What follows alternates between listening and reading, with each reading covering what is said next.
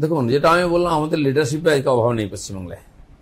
গতবারে লোকসভা নির্বাচন আমাকে লড়তে বলা হলো, জিজ্ঞেস করলো কোথায়, তখন আমি যেখানে এমএলএ ছিলাম খড়গপুরে, সেই মেদিনীপুর সিটের নাম আমি বলেছিলাম, কারণ সবই তখন আমাদের নতুন ছিল।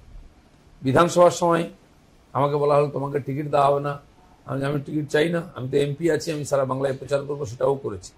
আর এবারে নির্বাচনে আমার উপরে নির্ভর নয়, তখন দিলীপ দাকে চাই কেউ বলে না, অনেকেই আছেন, তার উপরে সর্বভারতীয় নেতারা আছেন, সেখানে আমার চাপটা কম।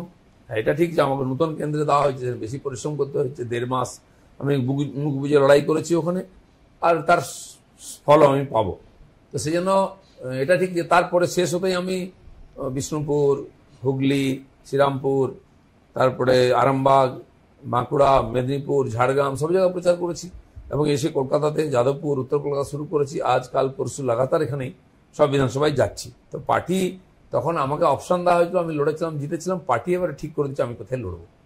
এখানে কি কোথাও গিয়ে আপনার মনে হয়, আমরা একটা খুব বাংলা একটা কথা বলে থাকি যে একটা কিটক্যাট চানাচুর সেটাও ব্র্যান্ড, আবার 5 টাকা দামের যে চানাচুর খাই সেটাও ব্র্যান্ড, তো এখানে কোথাও ব্র্যান্ডটা কোনটা আসলে সেইটা বুঝতে বিজেপি ভুল করলো? কারণ দিলীপ ঘোষ আর বাকি 77টা বা 60টা বা 70টা এমএলএ কিন্তু এক না। না, ব্র্যান্ড বুঝেছে বলে তো আমাকে বর্ধমানে পাঠিয়েছে।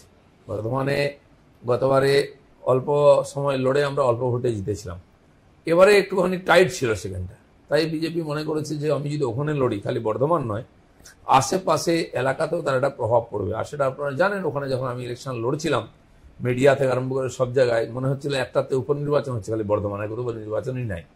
তো তার একটা তো নেগেটিভ পজিটিভ প্রভাব তো পড়েই সব জায়গায়, সেই লাভটা হয়তো পার্টি পেয়েছে, সেই ভেবেই আমাকে পাঠানো হয়েছে। আমরা জানি কদিন আগে, মাত্র 1 সপ্তাহ আগের ঘটনা, এখানে অর্থাৎ মেদিনীপুরের প্রধানমন্ত্রী নরেন্দ্র মোদী এসেছিলেন। তিনি এসে কিন্তু দিলীপ ঘোষ এবং শুভেন্দু অধিকারী দুজনকে দাঁড় করিয়ে অগ্নিমিত্রা পলের হয়ে যখন সভা করছিলেন, তখন বলেছিলেন দিলীপ দে এখানকার বড় নেতা। অগ্নিমিত্রা পলের সঙ্গে কিন্তু হিন্দুস্তান টাইমস বাংলা কথা বলেছিলেন, সেখানে তিনি বলছিলেন, জানাচ্ছিলেন একটা দুঃখের কথা, যে প্রথম যখন তিনি সেখানে গেছিলেন, সেখানকার যারা বিজেপি কার্যকর্তা ছিলেন তারা কিন্তু সেইভাবে তাকে মেনে নিচ্ছিলেন না, কারণ খুব স্বাভাবিকভাবে দিলীপ দার প্রতি কিন্তু তাদের একটা আলাদা ভালোবাসা, আলাদা একটা ফন্ডনেস ছিল। সেই জায়গা থেকে সময়ের সঙ্গে সঙ্গেই কিন্তু সেটা বদলেছে। আমরা দেখেছি গত 6ষ্ঠ লোকসভা নির্বাচনের যে ভোট গ্রহণ হচ্ছে, সেখানে কিন্তু দিলীপ ঘোষ কার্যত মেদিনীপুর দাপিয়ে বেড়েছেন, এবং তার ছোট বোন অগ্নিমিত্রা পালের হয়েই কিন্তু একদম কার্যত লড়ে গেছেন। প্রধানমন্ত্রীর মুখে এই যে দিলীপ ঘোষ বড় নেতা বার্তা, এটাও কি কোথাও গিয়ে মেদিনীপুরের যে বিজেপি কার্যকর্তা, তাদের মধ্যে যদি সামান্য হলেও কোনো অন্তর্কলহ থেকে থাকে, সেইটাই কি থিতিয়ে দেওয়ার একটা অন্যতম কারণ? দেখুন, সাধারণ কর্মী, সাধারণ মানুষ, তারা কোনো ব্যক্তিকে দেখে যুক্ত হয়, তারা অত আদর্শ বোঝেন না। সিপিএম যখন ক্ষমতায় ছিল, আদর্শ দেখে কতজন যুক্ত হতো? যদি আদর্শ থাকতো তাহলে আজকে সিপিএম খালি হয়ে যেত না, আদর্শের সঙ্গে থাকতেন যারা ছিলেন তারা আছেন।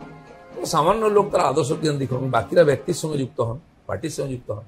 তা আমাদেরও তাই হয়েছে, আগে আমার সঙ্গে যুক্ত হওয়ার পরে পরে তারা পার্টির সঙ্গে যুক্ত হয়েছে। হ্যাঁ, আমি 8 বছর ওখানে বিধায়ক সাংসদ ছিলাম, তো আমি লোকের সঙ্গে মিশি, খালি মৌখিক বা রাস্তায় মিশি না, বাড়িতে যাই, খাওয়া দাওয়া করি, দেখাশোনা করি, তার দোকানে যাই, তার সঙ্গে ব্যক্তিগত জীবনের সঙ্গে সম্পর্ক রাখি, তো একটা আলাদা অ্যাটাচমেন্ট হয়ে যায়। সেইটা হঠাৎ যদি কাট আপ হয়, তার মানে একটু কষ্ট হয়। অনেকে কান্নাকাটিও করেছিলেন, আমাকে ফোন করেছিলেন, দেখা করতে এসেছিলেন, এখনো আছে।